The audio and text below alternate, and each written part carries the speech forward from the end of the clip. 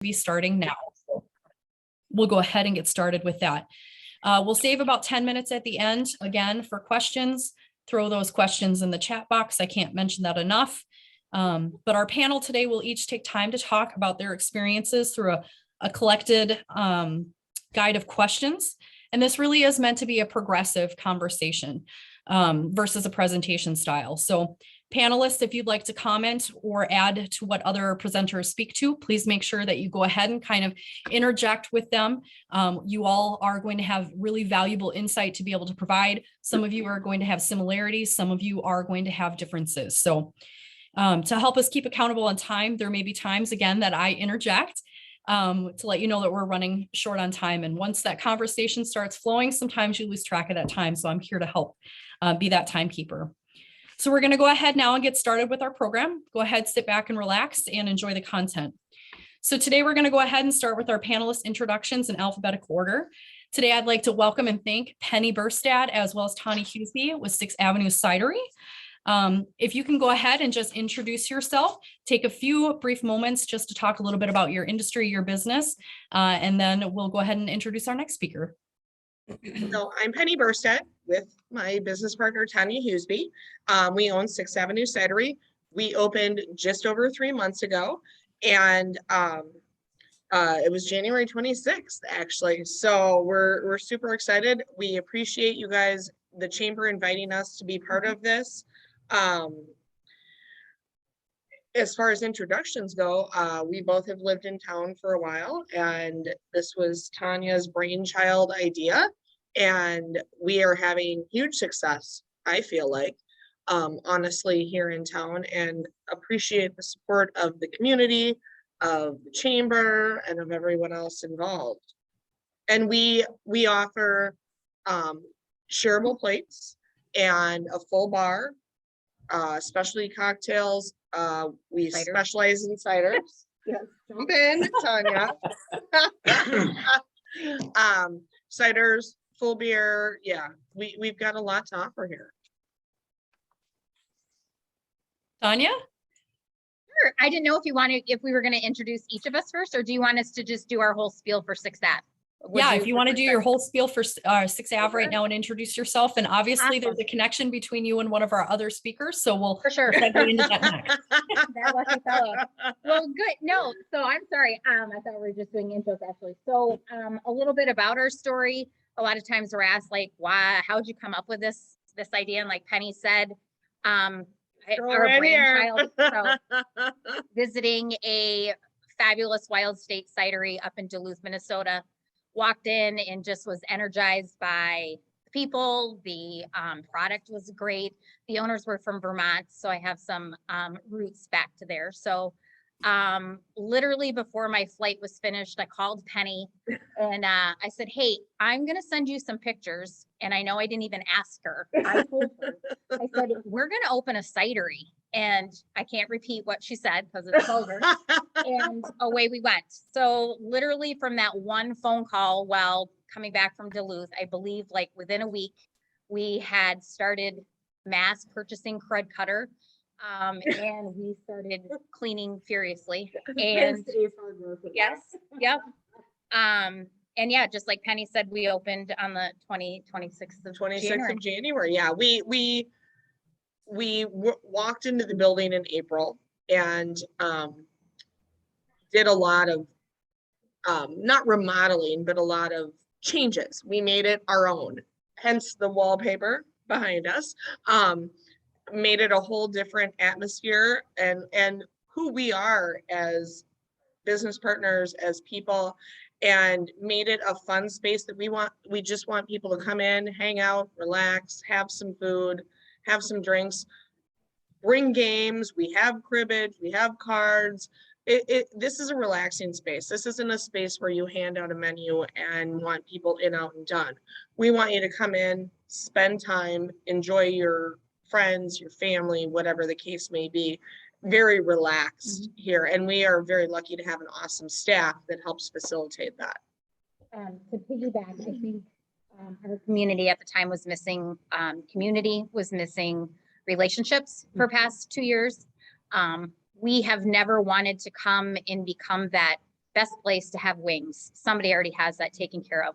We didn't want to be the pizza joint that already has a fabulous reputation. So we wanted to come alongside all of these wonderful businesses in town, and we wanted to create an atmosphere, just like Penny said, that had intentional, engaged relationships.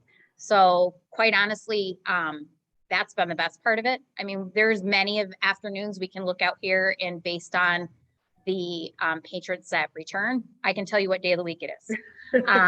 We have a group that comes on a Friday evening with their whole family, and they sit and we're their family living room for hours. They'll sit in the front right corner and play games the whole evening. Our staff, each of them knows what their favorites are. And yeah, it's just very warm and welcoming. I can't agree with Penny more. Our staff has done a great job. We have a variety of, and we call them kiddos because There are could kids. be their mom. Or their so- college moms. Where they engage and they help us engage too. So we have invested in them, and in return, they've invested in us and 6th Avenue. So Yeah. Well, and and we need to give a couple of big shout outs to our distributors that have worked so closely with Oh, yeah. us. Bill's Distributing, Reinhardt, Beechwood, they've really helped us get this whole thing going and helped work us through the process. And that's just a short list. The health inspectors were amazing with us. There are just so many pieces to the puzzle in the restaurant industry that people don't understand that could be challenges, but if you work closely with good people, it moves the process forward so much faster. And we've been very, very fortunate, especially in this post-COVID time, with hiring and those types of things. I mentioned Ace Hardware, Wisconsin Credit Union has been amazing for us. We were lucky enough to get what was the grant that we got? The bounce back. Yeah, the bounce back grant from the state, which was amazing. That helped push a lot of our projects forward because we've invested a lot of money into the space itself. And without those dollars and without that support, there's no way we would be able to do this. And you both are not unfamiliar, right, with starting a business and running a business. And oddly enough, we have Mike Hughesby with us from Donut Sam's, who Tanya Hughesby and Mike both own Donut Sam's. And Mike, if you'd like to maybe segue and talk with us a little bit about Donut Sam's, Tanya, don't hesitate to jump in. Absolutely. Oh, that's an open card right there. So for those of you who don't know me, my name is Mike Hughesby. My wife Tanya and I, we opened Donut Sam's. Our opening day was March 23rd, 2020. If that date rings a bell, that was the date that our great governor shut our state down. And we were deemed not essential. So we had our opening and closing day the same day, which for any business owner with a business plan knows that that is not part of your plan. But we were lucky enough to find a location in downtown Menomonie. We were in the old building that housed the co-op in the early 2000s. Stop waving. So we found a great location here in the heart of town. And we have parking, which if any downtown businesses know, parking is at a premium. So that was the thing that we really wanted, because it's hard for people to come and sit and have coffee and have donuts if you don't have anywhere to park. And it's hard to park on the street. It's hard to park in spots you just hope you don't get ticketed, that sort of thing. So location was key. And Casey knows this, because you're a realtor. Location.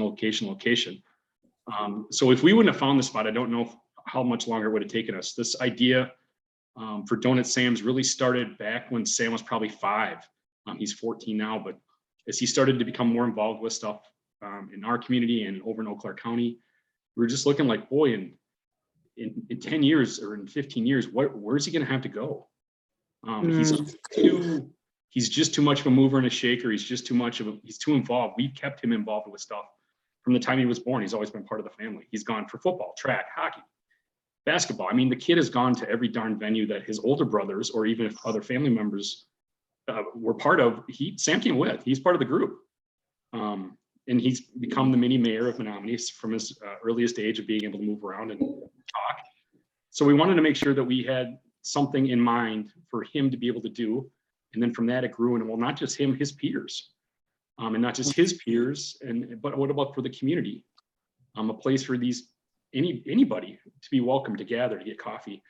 So then the thought was, well, what kind of jobs could we do? And we went through things like a bagel shop, which is very passe, and even a laundromat. But then the idea of donuts really hit us. We went to Emery Island. It was Evan's senior year, so it would have been 2017, that spring. And we found this little gem of a donut shop called the Donut Experiment. And we looked at how they did things. I'm like, we could totally do this. It can't be that hard to make donuts. And then in learning a little about the history of the gentleman the family that opened it, he was a retired Philadelphia police officer. They just wanted to move where it was warm. So I'm like, okay, well, he can do it, and then we'll figure that part out. All right, now let's go. How'd you start making donuts, Mike? Can I ask? Well, yeah, I was getting to that because YouTube is amazing. But once I realized that police officer could learn how to make donuts, I'm like, well, how? And then YouTube, to answer Tanya's point, YouTube taught me how to make donuts. So literally anybody can do it. So in just following up and then learning how to just continually build those relationships, we found a really nice donut truck down in Pensacola Beach. And that family actually took the time, both in emails, and then when we actually went down and visited, she took an hour out of her time to talk and explain all the different sorts of loopholes that you potentially would have to jump through. She was super informational. And then her caveat was always, but you need to follow up with your county and your state because they're all different, which we did. So we came back from that trip, I believe the end of May or the end of March. And through research here and then talking again with Wisconsin Credit Union, John Grape was super helpful. And then getting a hold of some of the other potential distributors and things like that, we started to kind of formulate a plan. And then, like I said before, and then we found the location. So once we found the location, which is right down here at 521 2nd Street East, we're like, all right, we've got a building, we've got a site, and talking to the owners who were super gracious and believing in our vision and believing in what we wanted to do. Yeah. It made it allowable for us to continue to dream and continue to research and continue to plan and continue to create and evolve our relationships with those entities that would make this possible. So in doing that, I mean, yeah, Donut Sam's, we opened an LLC in July of that year. And by December, we had already serviced our first wedding over in Eau Claire. And all the things that go through with having to start a business and purchasing equipment. Facebook Marketplace is quite amazing. And some of those other entities where you can get things not for thousands and thousands of dollars, but literally pennies on the dollar. So that helped us as well. But then it allowed us a chance to grow because our ideology originally was to just create a place for Sam to work, and then down the road for us to help upskill and work with these other younger adults, even high school age kids, which was a huge thing down the road, to be able to do those things and help create some opportunities that weren't here. There are some programs in this county, but there really aren't that many for the population base. So the pandemic taught us a lot of different things, like how important community is. I mean, we always knew. I think everybody always thinks they know. But without Bob and Steve, Bob Michaels at BP Amico, we never would have survived the pandemic. I called Bob the day after we were shut down, and he said, "Oh, Mike, you want to sell your donuts here now, don't you?" "Oh, yes, Bob. How can we go about that?" "We'll talk about it. Come in tomorrow and then bring donuts Thursday." And that's what I did. So every Thursday or every morning, 5 days a week, 6 days a week, I would bring 30 dozen boxed donuts. People, and if you bought our donuts, we have hardcore travel ready cardboard boxes. You can't see inside of them. We posted a picture and people took us at our word as to what was inside there. And they were crazy enough to buy $10 a dozen donuts without even being able to see what they look like. God bless Dunn County. But without that, we would not have survived. I mean, and I would get calls like an hour later, "Can you make another 30 dozen? Like, okay, I'm home getting Sam ready. I got to go do online school with Sam. I can get more ready tonight and I can bring them over later," kind of a thing. I mean, some of those days we were selling 40 dozen. I mean, it was crazy. When I would show up in the morning at 5:45 to bring my donuts in, it was still dark. There'd be people waiting outside in the dark for me to pull up in the old black van. It was a little intimidating because you just didn't know what you were going to get. Well, it's pandemic. You didn't know. I mean, people were stealing toilet paper from the grocery stores. And I don't want somebody to take all my donuts. Kind of thing. But it's that kind of belief and kindness in our community for each other that we wanted to continue to evolve and develop, because we are all one crazy village, and no, we don't always agree, but we all need to look out for each other. Because that's what keeps us here. Amen. And so, Mike, Yeah. a lot of hopes and dreams, and a lot of times those businesses really come fashioned out of opportunities as well. Oh, Which is, absolutely. kind of leaning into Emily over at La Di Da. That was, and talking about opportunities. Emily, introduce yourself and talk with us a little bit about the opportunity that was presented with you with La Di Da. Yeah, holy moly. Well, I'm Emily Menz, my husband and I, John. It was not even in the plan, and that's one thing that's interesting. I love hearing from Tanya and Michael about they're such big dreamers, and they refuse barriers, and they are massive overcomers. So, and I love that they're a part of this community and they bring that ambition here. We have those I do that with the music that I do, or the different businesses that we run. But for me, it was coming across a simple post from Karen, the owner here, and La Di Da's been here since 2008, and now she's taking care of her mom, and which is where her heart has been for some time. And I'm closing, and I panicked. First of all, selfishly, this is where I shop. So I am like, no, you will not be doing that. Hello. But the other part was, I'm from this community. I moved here, moved my 3 kids here when I married John 6.5 years ago. And downtown Menomonie and Menomonie in general, this is my community. And to lose a storefront, number one, no, ma'am. And also, you can't lose that. And then you also, who knew what was going to be coming in here next? And this is a staple store. It's beloved, it's known. People come from all over the place to shop here. I'm amazed. So I saw the post, panicked, didn't sleep well that night at all. Next morning, husband comes down for coffee. I'm like, well, hey, I got this idea. He's like, let me fill that cup of coffee. And but within 5 minutes, he was sold, because my husband, John, the same as myself, economic development, growing where you're planted, investing in this community, caring about this community. That was what it was. And so without even knowing really what the story was, I just texted her and said, are you in the store? I need to come talk to you. And I came down, and within a short period of time, found out that new business, there's new people that are down here buying our buildings and restoring them back, their historic value back into them, redoing apartments up and down, wanting to put restaurants in, wanting to invest in Menomonie. And I was like, I am all on board for that. So, but the biggest thing that sold me, truth be told, and they're my favorite, are the people, the vendors and the artists that are in here. These are extraordinary human beings. This is where are they going to sell their things? And they're known in the community, and they give and offer, and it's their way of expression. It's kept them alive during COVID. COVID was tough on everybody, my. And so now a lot of businesses sprouted from COVID. Oh, sorry, my phone. I'm having trouble hearing you. My phone is talking to you. So sorry about that.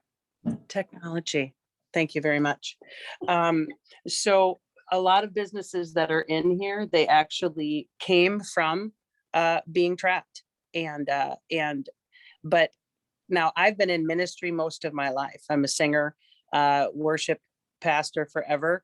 And I've missed church. I've missed the foyer, and this has become that for me. I get to talk. The people here are extraordinary. Half the people come in going, I've heard about the chandelier. I need to come see the chandelier. Other people, I heard about the haberdashery, but I can't really, what is that name? And what does that mean? And that's the beauty of it, having something back here just for our men. It's wonderful. I'm grateful that it's here. And just investing in this property, investing in this place. And then that is the only reason. And now we're just having too much fun. My daughter, Bryn, is involved here. I mean, it's just, we are the ones that are blessed. It didn't even feel like a risk. Although there's lots of things to learn. But it was the easiest jump. Investing in this community, because the community responded and said, thank you for investing. They love La-di-da. Everyone loves Karen and misses her. And they're so grateful that people are still bringing new money, bringing new things, bringing new ideas to our beautiful, I call it our little big town. Because that is what is going to be our sustainability. We do have hiccups. I mean, we always have issues with, your parking, or we're trying to get the freeway, by the way, out of coming through Main Street. So there's a lot of things that are in motion that are very, very exciting. And it's a really great time in Menomonie to start things, to try things, to invest. It really is.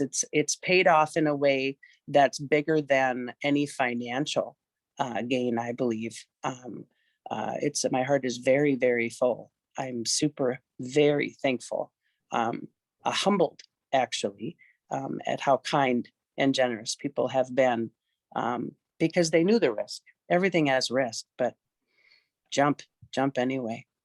Feel the fear and do it anyway. Do it anyway. And do it anyway. But Yeah. Emily, when you talk about investing, today we have Casey Martin with us with Remax Affiliates.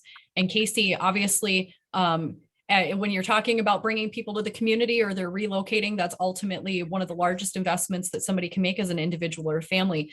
Can you tell us a little bit about yourself and your business? Yes, I would love to. Thank you so much for hosting this event and giving me the opportunity to share today. I'll just tell you a little bit about myself. I'm actually from Menomonie, moved here when I was 13, went to Menomonie Middle School, high school, attended UW Stout, and studied business and marketing education. I have a wonderful husband. His name is Ryan. Many of you may know him. He's actually the current chamber president. He's probably watching and laughing at me right now. I'm glad I can't see his face staring back at me. We live in Cedar Falls. We have 6 kids. They're super active and involved. They keep us very busy. We're also very devoted and active members of our church, where I serve as one of the leaders of our women's ministry team. Our family enjoys nearly everything outdoors, movies, music concerts. We love to have family and friends over to our home. My faith and my family are my most important priorities. So that's a little bit about me personally. Professionally, I am a licensed real estate agent and a member of the National, State, and Local Realtors Associations. I'm a co-owner and managing member of Pathways Real Estate Group, LLC. My husband is my business partner, and we're super excited to be on this new business adventure and journey together as a team. It's super brand new for us. In addition to real estate sales, which is our first step and where we're starting, we do hope to eventually grow and expand our business to real estate investments and property management at some point in the future. The brokerage and firm that I work for, like Ashley said, is Remax Affiliates. We're located, my office is right across the street from Culver's on the east side of town. I have 20 years of experience working in real estate offices and title companies in the Menomonie and Eau Claire area. But I've officially been in this role as a licensed real estate agent just since March 1st. So we are just getting our toes wet a little bit here, and we're super excited about this new business adventure. I love the questions that were sent out to the people speaking ahead of time. So I just picked a couple of those that I want to speak to. First of all, why did I decide to make a pretty big shift in my career? I was previously the vice president of Wisconsin Title Services, which is the title company owned by Wisconsin Credit Union. Why did I switch? Why did I want to go from that to being a business owner? Ryan and I really just spent a lot of time talking about and praying about our careers, our future, and the difference that we wanted to make in the lives of others and in our community. And we just decided that the place where we could have and the ways that we could have the most impact was to be in business for ourselves. We're excited about the autonomy to do what we feel is absolutely best for our business, for our clients, for our customers. We hope to grow and build our business and eventually leave a legacy for our 6 kids someday, so that if they should decide they want to get involved in the family business or take over someday when we retire, they have the opportunity to do that. Why did we choose the real estate industry? I just really have a heart and a passion for people.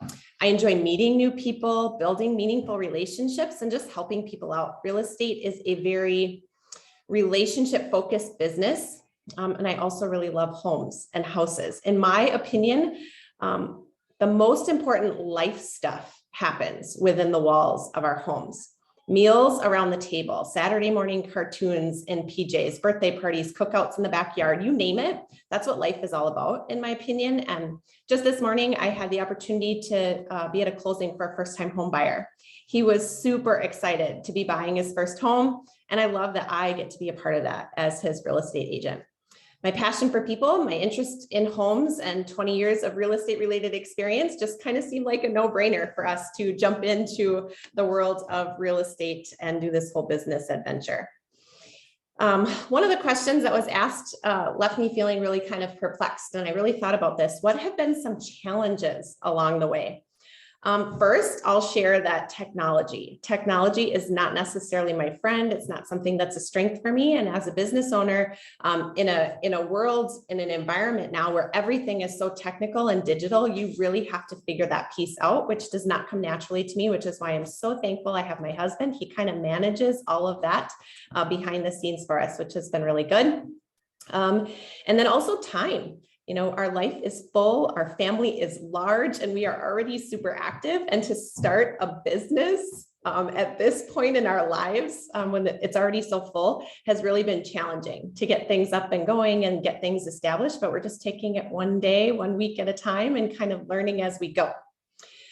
Why Menomonie was another question. I love Menomonie. I remember being in high school and all of my friends were talking about, I couldn't wait to get out of here and go off to college. That was never me. I really had no desire to leave. I love it here. I think we have a wonderful community, great schools. It's got a great small town feel, but it's also close to like the cities, Eau Claire, if you want to kind of, you know, get out and about. We have great local businesses. You've heard a lot about that already. There's just this great sense of community and really wonderful people. So what's not to love about Menomonie? I can't imagine having a business anywhere else. And then what's some advice for listeners? I think the thing that jumped out at me, or our first thought, was don't wait. I had the opportunity to do this years ago and I totally chickened out. If I could go back and do it all over again, I probably would have made the decision to take this huge leap of faith sooner. Certainly has had some challenges and there have been uncertainties already just in our first couple of months, but it's also been really, really good. So I would just say, plan accordingly, you know, plan ahead of time, of course, but don't delay, don't doubt, just take a risk and go for it. In fact, it's that taking of a risk that can often lead to the greatest rewards. So I'm really excited that we decided to do this. And yeah, if you have questions, let me know. Thank you so much, Casey. And you really leaned in. And I think that helps us kind of with the next question here is, as a new business owner, right? Especially when you're going from one industry to another, or you're making the leap, like Emily said, just jump. What are some of the challenges you faced, or what was something that surprised you that you didn't anticipate would be a challenge that you faced upon opening or starting? And I'll leave this kind of open-ended for you. So whoever would like to go first, just please jump in.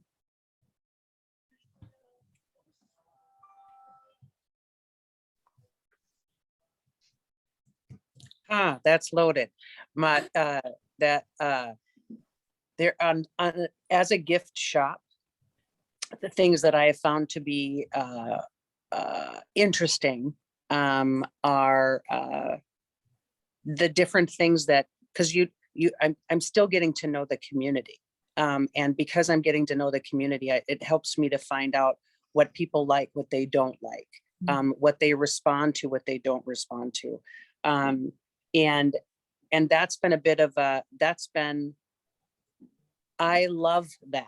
I think that's the greatest thing ever in growing and learning ever about who you are in the business is listening, paying attention, watching, trying. The truth is half the things with some of these artists, they're like, I don't know. I said, we're going to try. Let's see how it responds. Why don't we just, and give it its time to do that? The outcome isn't always going to be immediate, and that's not what it's about. And just give it the time, give it the, give it a minute, just let it keep. And we've only been open since the beginning. Well, we were a day after the Cidery opened. We were on the 27th for a soft opening, ribbon cutting, and then since February. But I mean, literally choosing to jump. Let's try it. You never know. Let's try it. You never know. That's caused them to take their own personal risks for themselves too, which I think is really great. You just have to grow with it. You have to find out what works and what doesn't work.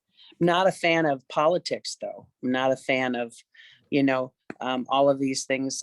When you're not from here, you don't know the stories. You don't know the people. You don't know all the history from 1,000 years ago. And I love that. As a newbie, I go, I don't care. Let's do something new then. Obviously, that didn't work. Let's bring in someone new and grow together. No barriers, just keep growing. I think one, and I don't know if I would always call it an obstacle, but we have decided that we're a work in progress and the importance of building intentional relationships. So Penny and I continually work on our relationship of being intentional. We expect the same things with our staff and from our staff to our customers. We're not going to get it right and we know it, but similar to what Emily said, we jump in with both feet and we'll give it a try this week. And if it works, great. Guess what? We're going to do the same damn thing next week.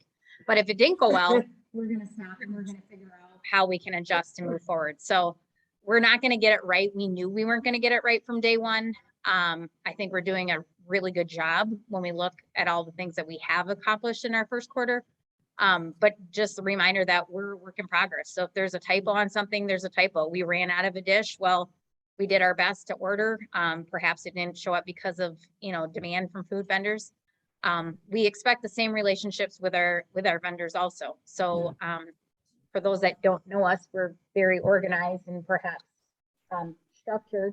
So Tanya is very organized and structured. I am not. I own that all day long. Oh, you have no idea how organized this woman is. Mercy. So I think the importance of understanding and realizing, we're all a work in progress, similar to, I think Emily touched upon it too. So, well, and Emily and Mike have both said, and even Casey, you go into business and it's a scary, scary thing. And I don't care if it's during a pandemic, after a pandemic, whatever the case looks like. It's never easy. It's just not an easy thing. And you jump in with both feet. I've wanted to do something similar to this for years. And if it wouldn't have been for Tanya calling me and saying, hey, I have this idea, and me saying, hey, I have a building and I have a food background. Do you want a business partner? We wouldn't be here right now. It takes that little boost, that little push, similar to Emily and the shop, Mike and the donut shop, and Casey and real estate. Sometimes you need somebody just kind of push you that direction, and you have to go in afraid. If you don't go in afraid, you're not doing it right, quite honestly. Yeah. Do it afraid. That is the thing, man. Well, the town here also has a ton of grapes. It'll be awesome. Grapes. Ay. I really love what Tanya said too. I'll just add to that. I think, coming from being with a company and in a business for so long and having really been the expert in my past position and now being somewhat new and learning something new as a new business owner, you really have to maintain a humble heart and be willing to learn and grow and accept that it's not going to be perfect the first time. And you have to be willing to maintain kind of this mindset of continuous improvement and adjust and adapt. And I'd much rather have all my ducks in a row and have everything perfect the first time, but that's just not reality, I'm learning. So you have to be willing to make those adjustments and give yourself a That's the break. definition of bravery, though. That Mhm. defines bravery. That kind of courageous mentality of walking and going, I need to have everything in a row and I can't have everything in a row. And nothing is going to make sense until it makes sense, but I'm doing it anyway. Mhm. You got to follow that. That is bravery. That's what entrepreneurs do. Their foundation is based on that courage. And I'm proud of you, Casey. I think that's great. That's Thanks. great.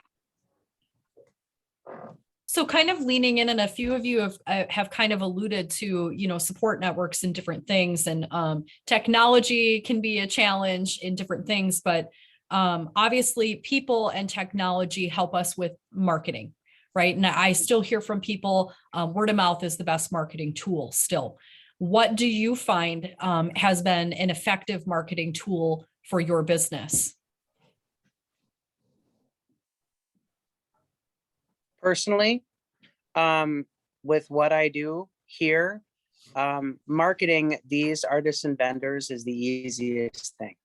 I selfie with them. I want people to know who they are and where their products come from.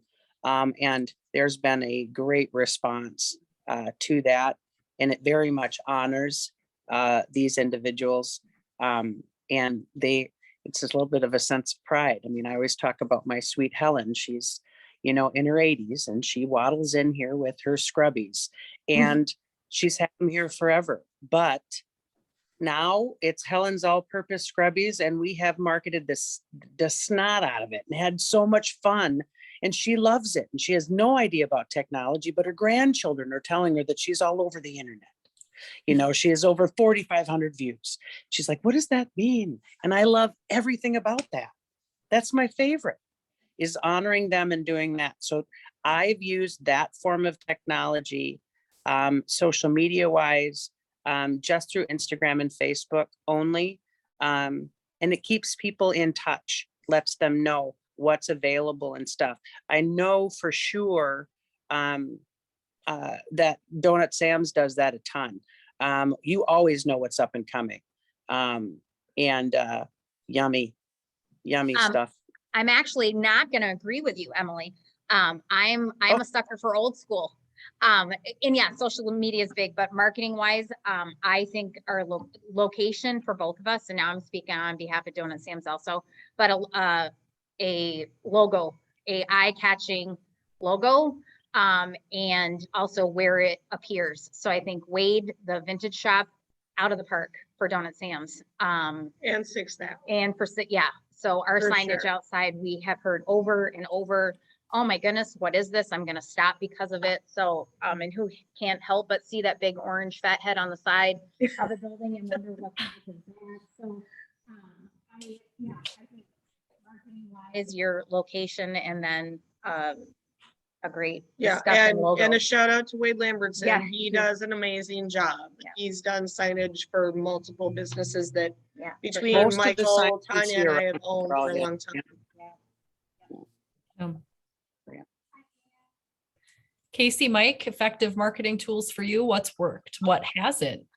Well, to Tanya's point, the logo is key, but also, in my opinion, the willingness to tell the same story 4,700 times and to keep it really close to being the truth. I mean, you remember Grandpa and Grandpa especially always would tell stories, and by the end, the fish was 9 feet long. But it's like just trying to keep the continued message and the continued thought of where we came from, where we're at, and where we're going. And be compassionate about it, be compassionate for others, and be willing to share that. And there are times as a business owner, you have a day, I just don't want to talk about it. And you can't be that way. You have to suck it up, put your big boy pants on, your big person pants on, and go, no, this is for the greater good, and here we go. And do it with a darn smile on your face. And then realize at that point, going, hey, you know what, this is somebody who maybe doesn't know about us. And maybe they have somebody in their family who has a unique ability or unique need. And maybe there's something heartlifting or uplifting and heartwarming for them that they can pass along. Whether it's for that person's guardian or parent, or even for that person themselves. We need people to help lift others. And if we can do that with a message about what we do, I mean, those things stick with you more than a jingle or more than Facebook posts or Instagram posts or Twitter feeds. Those real interpersonal relationships. We do have families that come in here looking for Sam. Like on a Tuesday, I'm like, yeah, Sam's at school. It's Tuesday in February. Sam's at school right now. He's here 9:30 after 9:30 or after 9 o'clock on Saturdays. I'll tell him you're coming, you know, that sort of thing. But there are people literally who will schedule times to come here when they know Sam will be here because they want to meet him.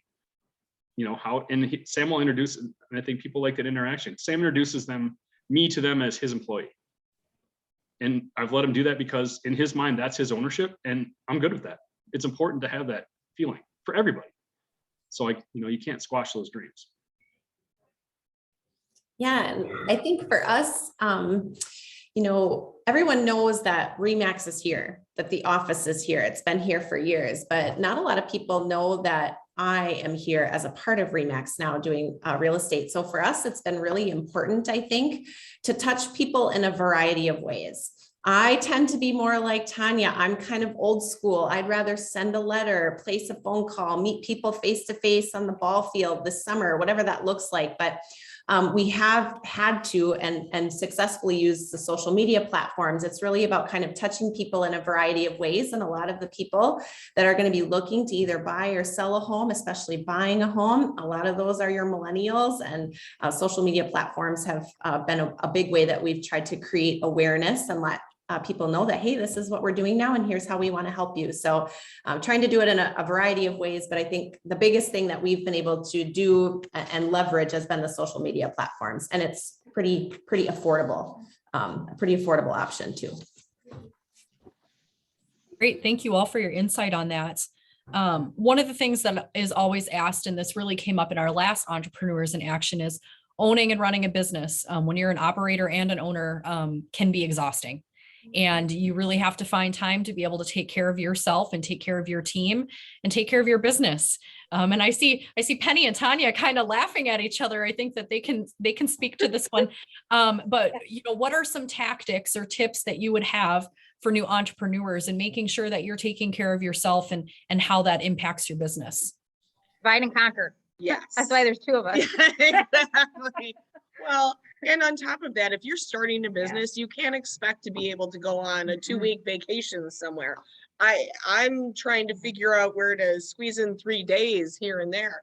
And you just, if you love what you're doing, you're happy, you don't have to have that vacation. Yes, you get exhausted. And my business obviously is very different than Casey's, where I will be here today for 13 hours basically, and prepping and working and doing things, but I want to be here. I love being here, and I'll go home and I'll sleep and I'll get up and I'll do it all over again tomorrow.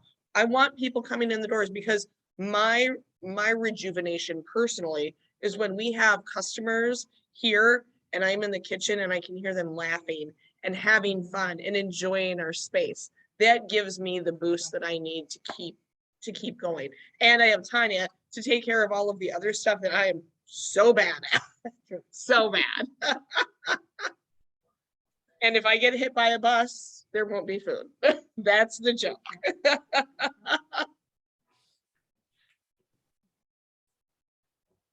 about our other entrepreneurs?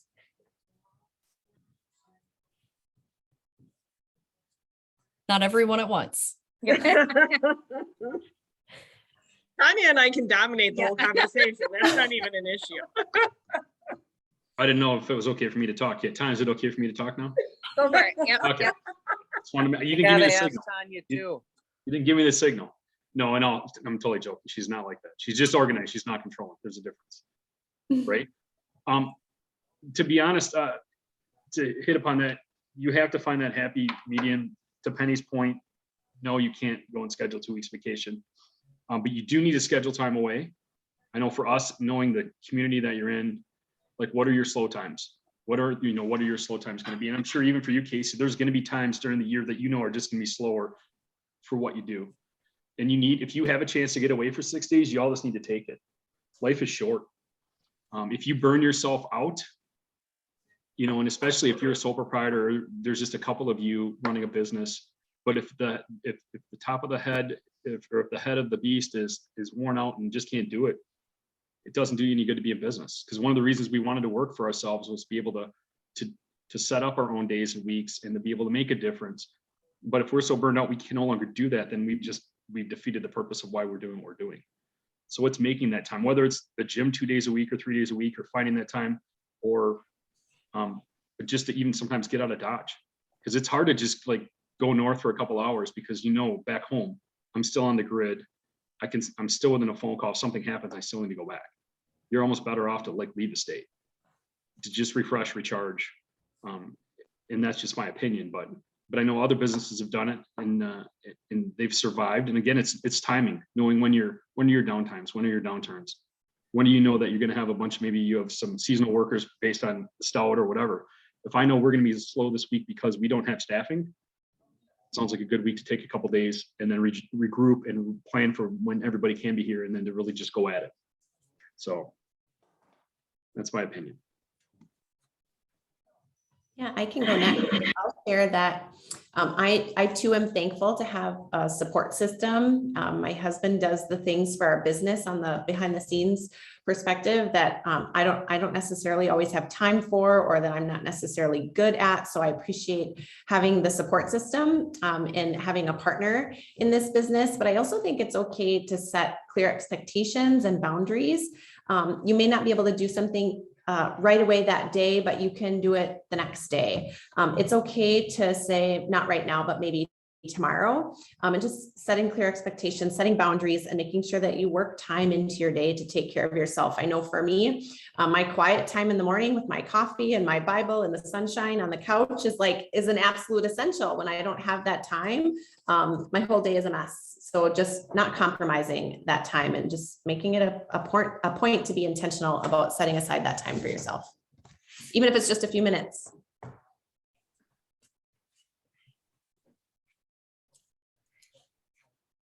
So many of you have spoken a little bit about relationships, right? Support systems and different things. Obviously, when you're starting a business in your community, many times you're having to deal with your city, right? Your county, other entities like health departments. Casey, it may be times to where there's associations and brokerages and different things as well. What are some tips and tricks that you have, or personal experiences that you have in working with those outside entities that other entrepreneurs may not be aware of when they're looking at starting a business?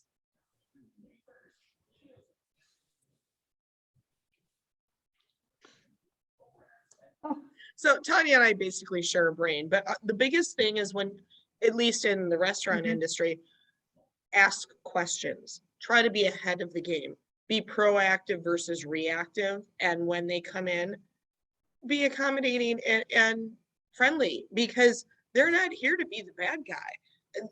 Our health departments, our city workers, everybody are amazing, but you don't know what you don't know. If you ask the questions, and you can be prepared ahead of time and ready to have them come in the door and do that inspection. The fire department is a prime example. I called the fire department ahead of time and said, this is what we have. This is what's happening. What do we need to do? We were ready for the fire department to walk in. I had already had, we had the extinguishers updated, everything done, because that hadn't been done for a while. So if you're proactive, it's going to work so much better than if you're reactive and they come in and they start giving you this laundry list of things to do. How about you, Emily? Was there anything perhaps with sales taxes or different things, like a learning lesson on working with the city or the county in that aspect? Here's the truth about me. My husband is the organized one out of the two of us. I'm like, let's see what happens. I don't know. And So I take care of that, the yin part, and let him take care of the yang. But I love what they said. You don't know what you don't know. And there's a lot of this where you don't have to reinvent the wheel. You really don't. And asking questions, it's amazing how much people know, not even in your industry. Did you think about this? And did you look at that? Just in simple conversation that way. But I mean, I'm such a baby at this. There's still so much to learn and so much that I've missed. And I'm like, oh yeah, I should pay, quarterly taxes, right? Okay, sorry, work in progress, trying to figure it out, learning as I go. And but it's not making me stop anytime. I mean, if they happen, be kind, be generous, and be merciful and gracious, because then that'll come back at you. So coming in swinging and coming in with a bad attitude or frustration, although we're all living in that world right now, yay, but killing it with kindness and compassion is going to win, because I'm trying to have a good experience. This is a business, yes, but it's my life. When you're an entrepreneur, it is a part of who you are. It's a part of what you do. It invests in you. It takes from you, but it also fills you up. And you have your good days, and you have your bad days. And so you have to glean as much as you can from it. I love the thought of getting away. I know we were talking about that before, but I love the thought of getting away, but I'm like, how do I do that? And I don't know yet. I don't know. That's a bridge I'm going to have to cross, and I will figure that out. But that's the point of entrepreneurial bravery. Let's just see, but keep doing it. So we have about 6 minutes left. So for those of you who are joining us for guests live, please feel free, if you'd like to come on and ask a question, please feel free to either show your camera or unmute yourself. You can also throw those questions in the chat here. So I'll definitely give everybody the opportunity for that. Until questions are asked, I'm going to keep asking them. So one of my favorite questions to ask somebody is, if you could get a time traveler machine, right, and go back and tell yourself something at the start of your journey that you now know, what would you go back and tell yourself?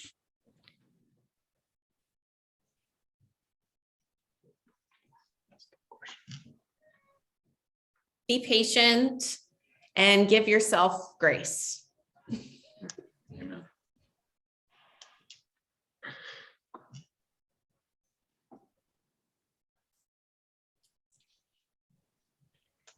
I would say take a risk even earlier. There's a lot of times where we'll sit on something and we'll talk ourselves out of things. There's a ton of ideas that come to us all the time, and great things that we think are so whatever. And sometimes those fade. They fade to black, or they need to be on a side burner for a little bit. And that, you feel that. But when you're talking yourself out of it, or letting someone else talk you out of your dream or where you're headed, that is not a good, you got to be super, super vigilant and careful with that as well. I would say similar to, similar to Emily. No, you remuted me. We can hear you. Okay, there we I can hear too you many all the way fingers over on the there. computer. Similar to what Emily said, you know what? Sometimes you just have to take that, you just have to get pushed off that cliff. And that's the biggest thing is, yeah, without Tanya calling me that one day and opportunity, and I did not communicate with anyone other than Tanya. And I went to Tanya and said, hey, I have a building available. It's bigger than your scope, but I have restaurant background, and do you want to be partners? And I didn't speak to anyone about it. So just go with your gut.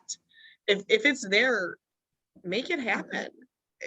otherwise it just won't. I sat stagnant for years wanting to do something along this scope. And yeah, you just have to take that, you just have to get pushed off that cliff sometimes.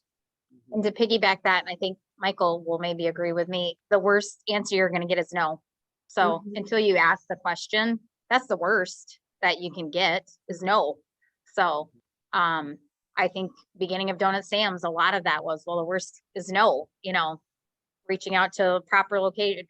Can we use your space? They could have said no. They didn't say no. So, No, we Um, didn't. so yeah, I think that's. And that probably the led to 6th Ave as Yeah. well. So it's Yeah. been awesome. biggest- Yeah. Mike, how about you? If you could go back Yeah. in time and tell your past self something at the beginning of your journey, what would you tell? What would you tell Mike, past Mike? Well, I should have said no. no, honestly, I think Casey hit it on the head when she said, don't be so darn hard on yourself. I mean, like I said, we opened we opened right at the beginning of the pandemic, and we were doing actually pretty well because Bob was such a huge help to us. And then once we were able to do in-store sales and even carry out, I mean, we went back through the financials, like that first 5 months, we actually did really quite well, like really quite well. And then as, newness on anything wears off, and then we had another wave come through, and, and things weren't going as well as I'd hoped or dreamt or thought. And then, you constantly, that self-doubt always creeps in, and you just like, you have to give yourself grace. You are going to have days. And I know for 6th Avenue, you guys are also, well, and even for M, some days your weather is so determining on how you're going to do. Because if the weather's crappy, people don't want to get out of their car to get a cup of coffee and a 6-pack of donuts. They just don't.